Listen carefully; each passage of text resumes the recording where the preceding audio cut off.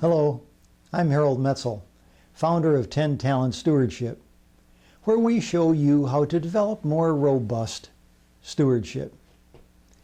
When you preach, my guess is that you call for a decision, a determination to change, to grow, to follow Christ more completely. But change comes hard.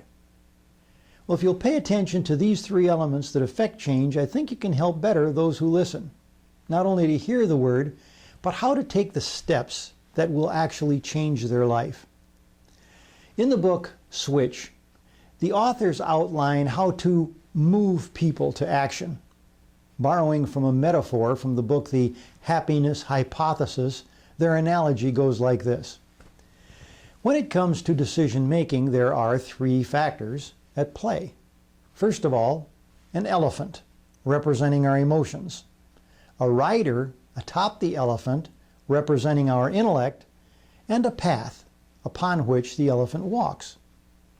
The rider holds the reins, seems to be the leader, but the rider's control is precarious because the rider is so small relative to the elephant.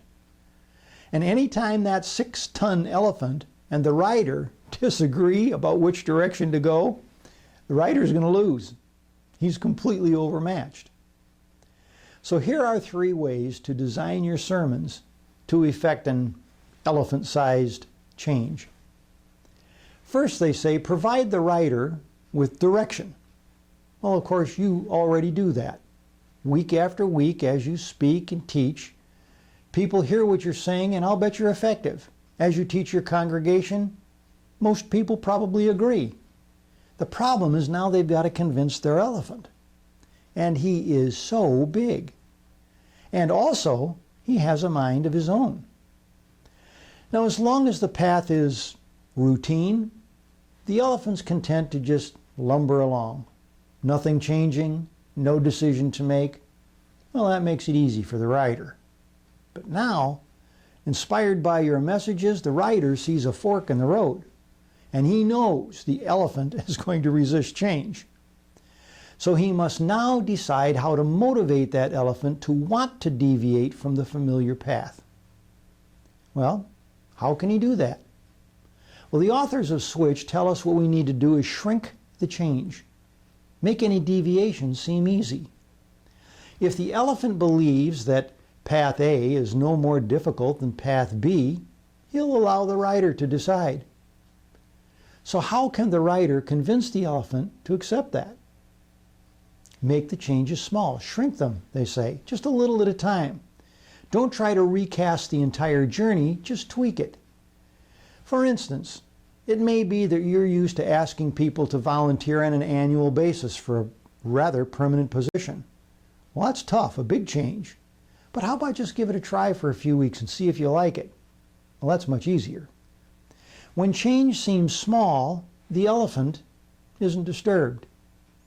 And finally, the third thing they say you can do is shape the path. That is, make sure that the elephant sees a sunny port of call. Something, first of all, that's close by, easy to get to, and rewarding when he gets there. Sort of like a destination postcard. You show the rider where it is and the elephant why the journey's worthwhile.